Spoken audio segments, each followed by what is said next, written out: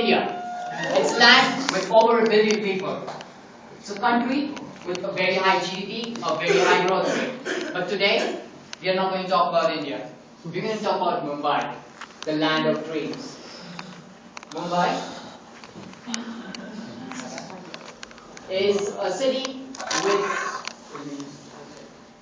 yes, let me just first look.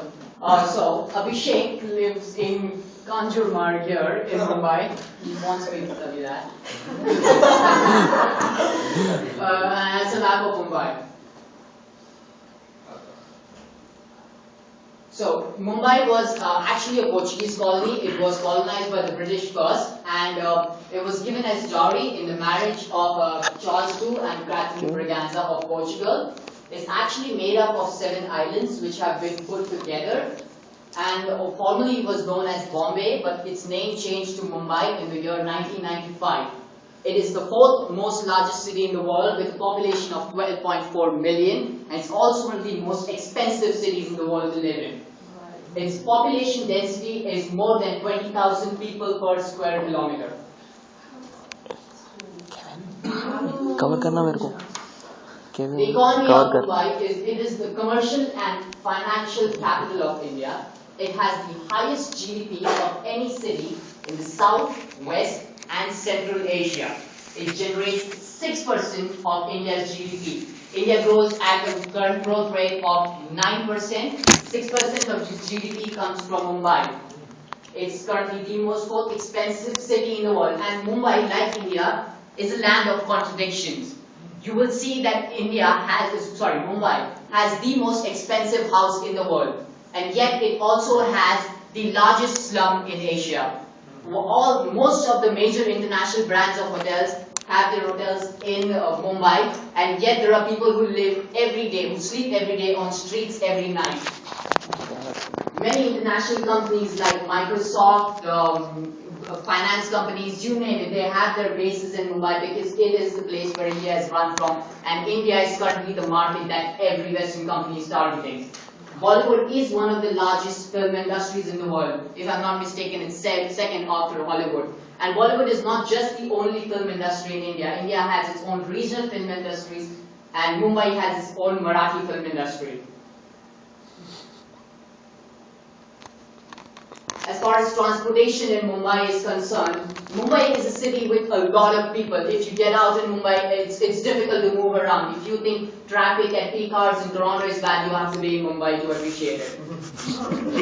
Railways are the backbone of the transportation in Mumbai. It is the oldest railway network in Asia. The first railway ran in Mumbai by the British. It carries more than 6 million people every day. During peak hours, the trains have a capacity of 1,500 people, and these trains carry 5,000 people each train, and every train runs 3 minutes from every station. There are more than 400 trains that run on the Western Railway just during peak hours, more than about 2,000 in the entire day. Each train, and the super dense crush load factor is a term that has been coined by the Indian Railways, by the Mumbai Railways, just to present the factor that there are so many people traveling in one train where people cannot even fit. People are literally out of the trains. People die every day in the train tracks. An average of about 3 or 4 people every day. Transportation. Now, bus is a common mode of transport, but is less used than the railway simply because it takes a lot of time to travel by bus because of the traffic conditions. Buses in Mumbai are run by the BEST. BEST currently has more than 1,500 environmentally friendly buses, and there are more that are coming out on the way. Mumbai is spearheading one of the movements to be more sustainable, to be more environment friendly. Even its trains are run on electricity now. It has 3,330 buses carrying 49 passengers every day. That is in complementary to the railways carrying their own number of passengers.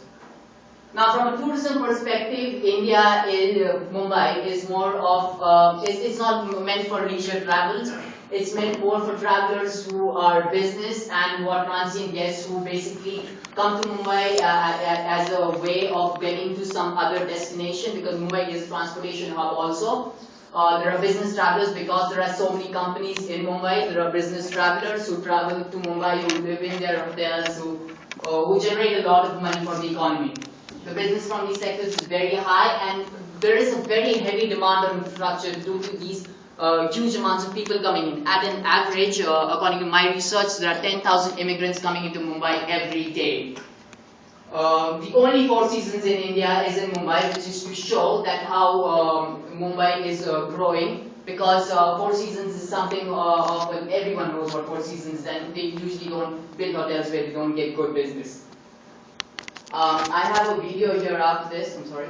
I have a video there after this, which shows you, which gives you a little more perspective of what I've been talking about. This video I've taken some of it from NGC Megacities, and some of it from a BBC documentary on Mumbai Railways. So it's an edited documentary. Do the floating E. To the Yeah, do the E instead. Did you try your? Okay. India is the largest democracy in the world. The head of state is a Muslim, the head of government is a Sikh, and the head of the ruling political party is an Italian Catholic immigrant.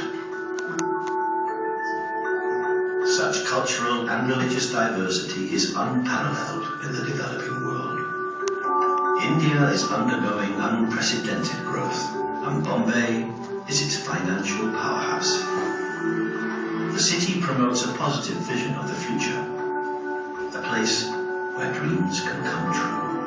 Today, some parts of the city have a population density of 1 million people per square mile. By 2020, Bombay is set to be the world's largest city.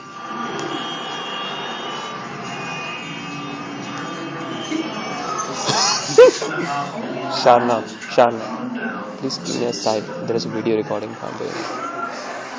It's like a small country on a move. Swell the city's population. Commuters begin their journey home in trains meant to carry 1,200 people. Holy shit. At peak times,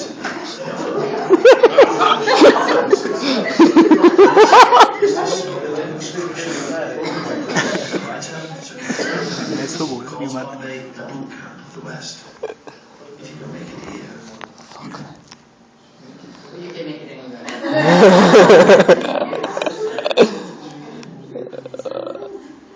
Now Abhishek will be presenting his topic. He's talking more of about the Bandra ceiling that has been built over the sea. Turn a little bit of light on Abhishek's. Number one or two.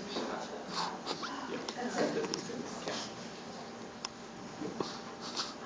So now we'll talk about the benefits and the disadvantages of people building touristic arts in the city. Maharashtra government, that is the provincial government, has taken some steps to build some various structures in the city so as to minimize the load factor on the trains and the buses, which is the main main means of transport for the public. 80% of public travel by the public sector, that is the railways and the buses. Now they have built a structure called Bandra ceiling. It is definitely one of the artistic structure built in the sea, and it was the foundation stone of this structure was being built in 1999. It took around 10 years for this government to build this structure. Of course, it got inaugurated in 2009.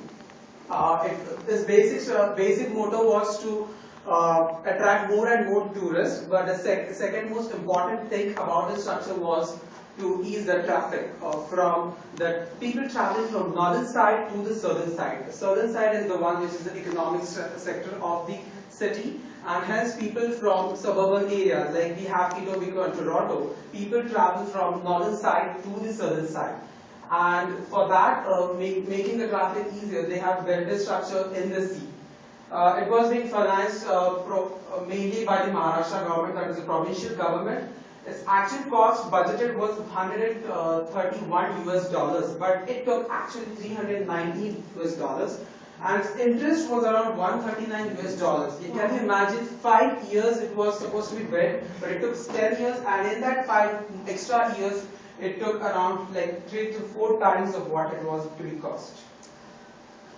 And not only that, the structure was built, and during the structure which was actually being built, they actually took 1,000 acres of mangroves. Now mangroves are something which are the shrubs which protect a city from the floods and disasters like tsunami.